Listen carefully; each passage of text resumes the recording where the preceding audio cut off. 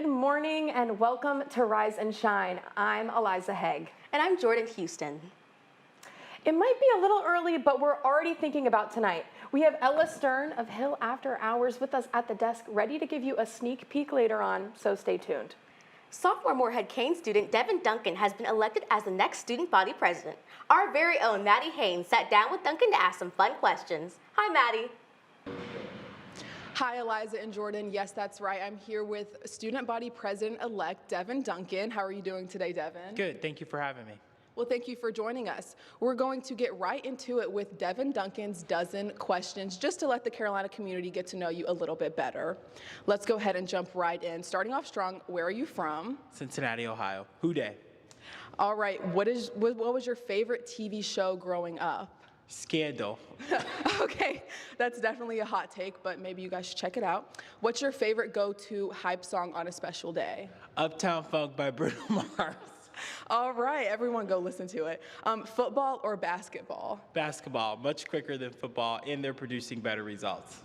Definitely. Let's wait for next season to see how football does. Bow tie or normal tie? Normal tie, easy.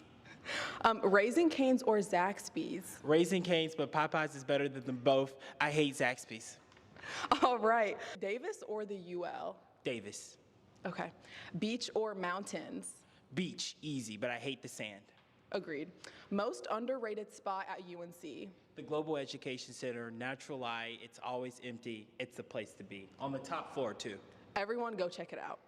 8 a.m. class or 5 p.m. class? 8 a.m., get it out the way. Agreed. What's your most used emoji? The crying emoji, because people make me weak. And this is the last one, maybe a little controversial. Pineapple or pizza, yes or no? Absolutely not. It's disgusting. Okay, don't put pineapple on your pizza. All right, guys, thank you so much for joining us and listening in. This is your student body elect, Devin Duncan. We'll send it back to you guys at the desk. It was so great to see such a different side of Devin. He's set to take office in April. Now, another hot topic besides the presidential election is the future of the 40-year-old Dean Dome. University leaders say they are working through the options, so we sent Lindley Johnson to ask students what they think, renovate or relocate. Should we renovate or relocate? Do not relocate, only renovate. And why should we renovate? I just think UNC has so much school spirit, especially for basketball, and if you take that away from being on campus where students can access it, it'll ruin a lot of the energy that people put into sports. Can you think of any reasons why we should relocate? Only negative reasons, truly. That hill. Yeah, that hill's OD, especially coming on the way back. That's too much. And why should we renovate? Because we're not NC State and no one wants to drive to the stadium. Renovate or relocate? Renovate. Relocate. No, whoa. Renovate. I'm joking.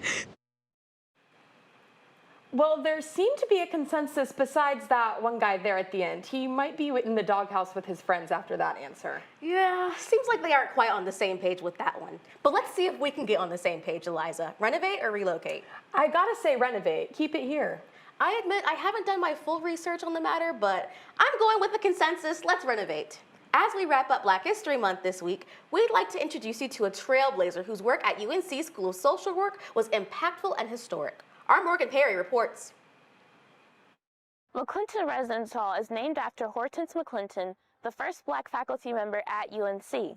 Still living at 107 years old, she was honored when naming this dorm in 2021. Today, in our Trailblazer series, those who knew her bring us her story. I think that people try very hard not to be prejudiced. But one student told me, she said, I started learning prejudice at my mother's breast. And most people do.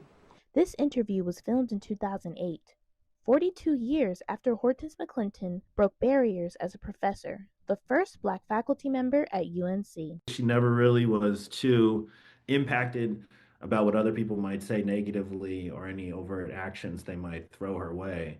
You know, she was just Hortense and determined to do the right thing, and she did the right thing multiple times over. Her great-nephew, Ari King, reached out to her after his wedding, a major milestone in his life that sparked a desire to reach out to family members he had never met before and did not attend his wedding. including McClinton. To me, it was better than meeting your favorite celebrity, your favorite musical artist, or your favorite sports player, your idol. You know, it was like, I'm related to this woman. This is so cool. Born in Boley, Oklahoma, McClinton was a professional social worker for 45 years before becoming a professor and trailblazer at UNC. She introduced a course on institutionalized racism. Her principles of inclusion remain a part of the school's curriculum today. Her picture, depending on like if I'm on this screen. Dean Ramona Demby Brinson, today's Dean of the School of Social Work, says McClinton's ideals are at the heart of her leadership. She met McClinton before becoming the first African American woman to hold the position. I think about her quite often. I keep a picture of her on my desk, and I think about what the time must have been like for her here and how I'm sure it must have been lonely on many days and not having the support base or community, yet she persevered and she just had a level of determination that I try to incorporate into my leadership every day. What an incredible story. 107? I can't believe it. But I'd better believe that the city of Carrboro still has a few Black History Month events planned. Health and Wellness Fair will be going on from 10 a.m. to 2 p.m. at the Carrboro Century Center. Next Sunday at 4:30, the festivities continue with a Black History Month concert taking place at the Drakeford Library Complex. The event will feature performances from Kay Marion and the Neo Symphony. The city of Carrboro is proud to celebrate the impact, heritage, and culture of the Black community during not only Black History Month, but year-round. Speaking of Carrboro, you might need an umbrella if you plan to head over there this afternoon. Wayne Johnson is here to tell us all about the weather this week. Hey, Wayne. Hey, Jordan. It's definitely a washout today, not only for Carbo, but all across the state. We're looking at temperatures in about the mid-50s and pretty consistent rain throughout the day, all due to this low pressure system associated with a cold front moving through.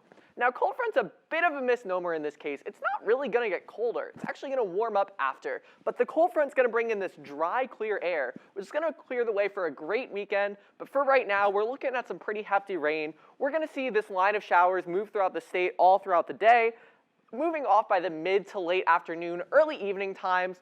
But that's still going to bring us about ½ an inch to an inch of rain, at least here in the triangle. So pretty substantial rain, especially considering we are in a period of drought right now. So although it's a miserable day out, it is definitely much needed for us here in North Carolina to get at least some rain. Looking into the later portion of the week, today is pretty much the coolest it's going to be for at least the next few days, only in the mid-50s. Then we're going to warm up as that sunny skies come out throughout the weekend, getting all the way up to 74 on Sunday. But unfortunately on Monday, those temperatures are going to dip back down with another round of rain coming through, and we're only going to hit about the low 40s. So we have a great weekend ahead, but unfortunately another rainy start to next week. Back to y'all. Thank you so much, Wayne. I'll make sure to bring my umbrella with me.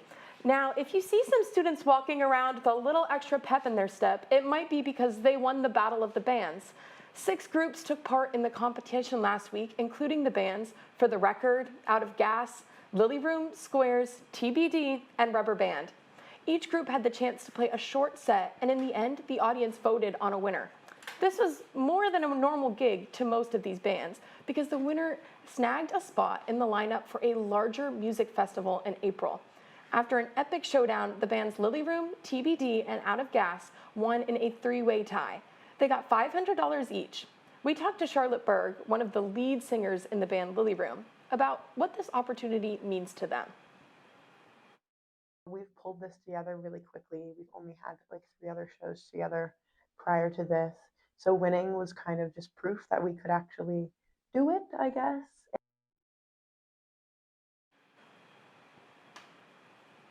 The music festival will be happening April 24th at Cat's Cradle. This semester, there's a new AI studio on campus. Our very own Lindley Johnson takes us live to highlight the new area on the 2nd floor at Davis Library. Good morning, Lindley. Lindley.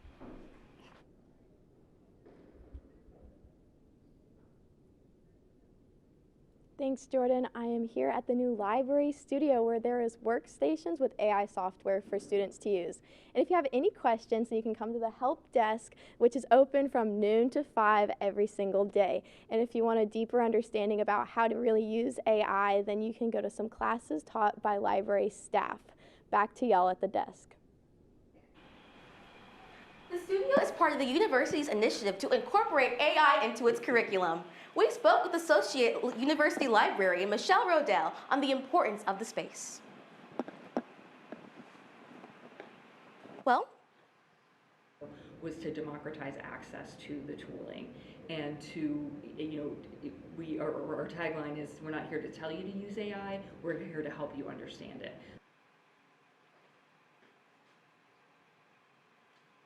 Thanks, Lindley. Sessions may be booked online at library.unc.edu.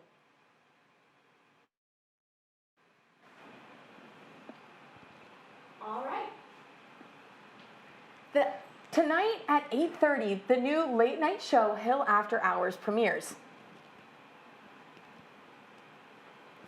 Come to the Sonia Hayes Stone Center for a live late-night show. The show is completely student-run and focuses on the UNC community. It features segments like comedy, surprise guest interviews, and music performances. You can reserve your seat through the link in their Instagram bio at Hill After Hours. We are here with our guest, Ella Stern, the executive producer and founder of Hill After Hours.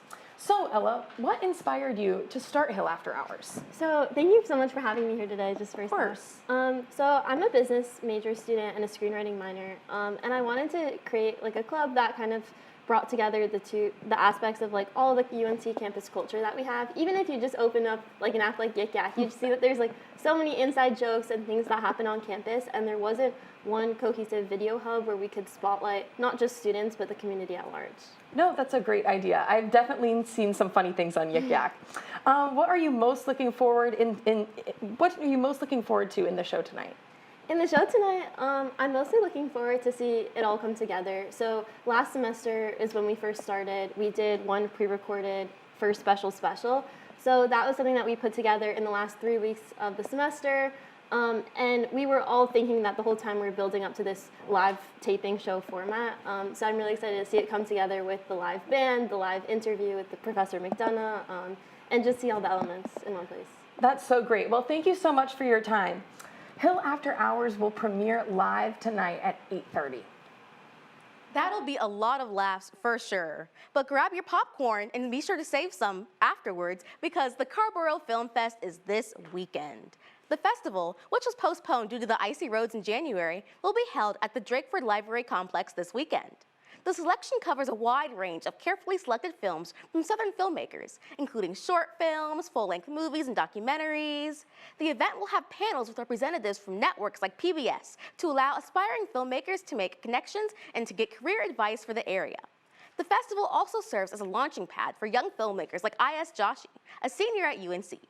Here's what he had to say about the importance of festivals like these. I feel like it's a pretty niche community, people that work on, that dedicate their lives to, working on films like this. And so it's great to, go to these events that can be a source of, community building. The festival celebrates its 20th anniversary this weekend. If you're interested in attending, you can buy tickets online at carborofilm.org. Now, if you're looking for something else to do on a night out in Chapel Hill and enjoy a little Old English, Playmakers Theater is doing Macbeth, and it might be the perfect thing for you. Playmakers has been working on this show since December, pushing through snowy setbacks so they can put their own spin on one of Shakespeare's most notable plays. This production is something that the technical crew says is unlike anything they have ever attempted before. The stage is full of many elements featuring mountain landscapes, rolling hills, and an actual on-stage pond.